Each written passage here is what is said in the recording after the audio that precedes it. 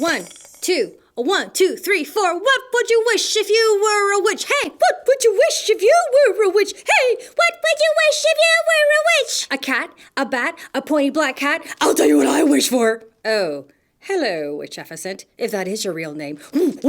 What? What? You know that's my real name. You are the imitator here, and I'll tell you what I wish for. I didn't really ask. I'm going to tell you anyway. I wish for all you imitators to go away. That would be awesome. Or if you also turned into bats and then flew into my bats too, that would be pretty good too. Oh, Witch Efficient, that is not very nice. Oh, a Walla Bear, I didn't see you there. Yes, I'm right here. Oh, this is really awkward. Do you like my outfit? Are you an imitator of me? Yes, for Halloween, and you should be honored. I should? She should? Yes, imitation is the sincerest form of flattery. Oh, well, when she puts it that way. Okay, well, in that case, what would you wish if you were a witchling? That's right, the witchlings wish. So, what am I saying to you right now? Put down your broom, turn down your cauldron, give your cat a cat nap, because we're going to find out what a witchling wishes for when she wishes on a star. Wishing. Yes. Here we go. Ooh, stars. Pretty orange stars and an orange sky. Oh, there's the cauldron. Classic. You know, I gotta say, we've not even begun the book yet. And look, she looks so cute. She doesn't look like a wicked witch at all. No, I was gonna say she looks really cool. I would totally hang out with her. Okay, yeah, I might too. Well, actually, we are about to hang out with her. Above the misty mountains, below a glowing moon, lived a lonely little witchling with a wobbly, knobbly broom and a squeaky, leaky cauldron and a not-so-pointy hat and a spell book full of magic in a cave of inky bats. I want to go. No, go back. Now, the little witchling didn't mind the beetles in her bed, and she didn't mind the drip, drip, drip of water on her head. But deep inside her witchling heart, there was an empty space. I wish I had a friend, she sighed, to fill this lonely place. She is a sweet witch and she just wants a friend. Oh, no. And can we just look at how adorable her place is? Look at the bed, and the beetles are actually literally cozied up in her bed when the bat is hanging up overhead, and she's got spider webs and live trees. And she has a coffee maker just like storytellers and abuela bears, and that's how you know she's a good witch.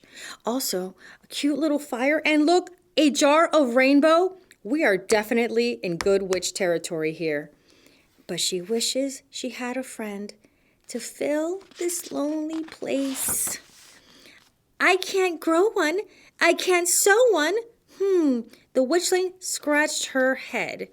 I know, she cried. I'll cast a spell and magic one instead. We can do that? We can magic up a friend? Okay, let's do it. So she opened up her spell book and she checked her shopping list for all the things she'd need to weave a friendship-making wish. There's no such thing. There is. Go back to your room. A cup or two of cobwebs, some earwax from a lizard, bloop, a pirate's boot, a blue owl's hoot, and snowflakes from a blizzard. Oh, something's happening. Do you see that? Do you feel that? Something's starting to happen right now. At last, the little witchling hummed, my spell is almost there. All that's missing is some furriness from a one-eyed teddy bear. What? What about from a one-eyed dill pickle? Oh, Dill, that's so sweet, but you don't have any fur. Oh, nope. Nice of him to offer, though.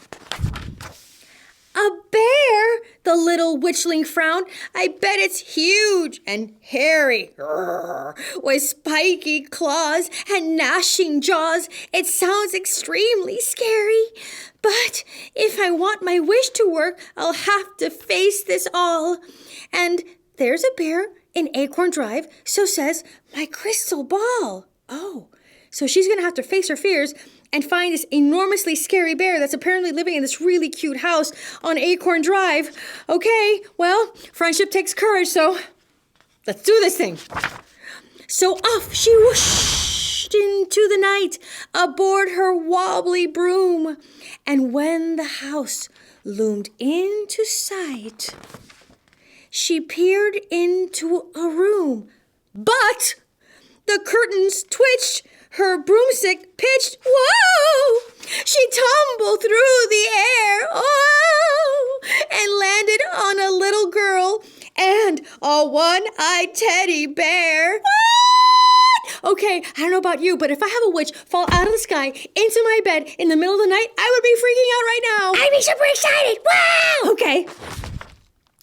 I'm Lily, said the little girl. It's very nice to meet you. Stand back, the witchling cried in fear, before that fierce bear eats you. Oh, she thinks that the bear is going to eat her because it's fierce and, the image that she had in her head. My bear, said Lily firmly, is not the eating kind. He may look a little scraggly, but that's not a thing I mind. And though I've hugged off all his fur and one ear hangs in tatters, Ted's been my friend forever. And to me, that's all that matters. I just met Lily, and I love her. I can see why. Look, she's had Ted since she was a baby. Barely is the size of Ted himself. And they've grown up together, done KidTime StoryTimes together, played together, hugged together, seen the world together. And back then he had, two eyes and 2 ears. But now there's one eye missing and there's one floppy kind of ear, but it doesn't matter. You've hugged off all his furriness? The little witchling cried. My wishing spell will not go well without Ted's fur, she sighed. You see, I'd hoped to magic up a friend, the witchling said, and her not-so-pointy witchling hat drooped sadly on her head. Ooh. Meanwhile, the lizard that came on that crazy trip is looking up at the stars twinkling in the sky. Well, said Lily thoughtfully, there is just one last hair. There it is. And if you really need it, then Ted and I will share. Wow. You'd give? The witchling said, amazed. Your Ted's last hair to me? Well, I think your heart is bigger than I thought a heart could be. See that? Yeah, that's a big deal. That is Ted's last hair. That's not just an act of kindness. Even though these two just met, an act this big, this giving, that's an act of love, kid. That is love. That's why she's holding her heart. She's feeling it fill up with love. But she saw how Lily loved her bear, and then the witchling knew that taking Ted's last lonely hair she simply couldn't do. And sighing just a little, the witchling turned away. But Lily and her much-loved bear jumped up and called out, "Stay!" "Don't you see?" laughed Lily. "That's what a friend would do. You thought of me. You thought of Ted. You didn't think of you." Then Lily hugged the witchling, and they both hugged dear old Ted in a big squishy hug. "Your witchling heart is big enough for all of us," she said. And look, they're gonna read some spells. Maybe it's like a little spell time, story time. And this has been A true act of kindness and friendship. And what else? Yep. Love. And that was how, through kindness, the witchling made a friend. And though her spell was never cast, her wish worked in the end. And this picture right here, 1,000 words, because right here, they're all together looking out to a new day. And it truly is a brand new day because they are now friends. And she has learned the greatest lesson of all, that friendship is a massive act of kindness and giving, and sometimes not taking. Hey, storyteller, that was beautiful. I thought so too, Abuela Bear. I made a promise to Witch Efficient. Oh? Yes, I told her that you were going to let her sing what her wish was. Did you now? Yes, so you have to do it, okay? Oh, okay, Abuela. All right, so everybody, here we go. What would you wish if you were a witch? Hey! What would you wish if you were a witch? Hey! What would you wish if you were a witch? Hey! A black ending night of darkness that takes you to the abyss. Oh, there she is. Bats, not just bats though, extra large, extra juicy, and super sleepy so they're really easy to catch. Okay, I think we're good now. I'm not done. Oh boy. I also wish for a pack of coyotes. Why? So they can howl all the time, especially right when you're about to go to sleep.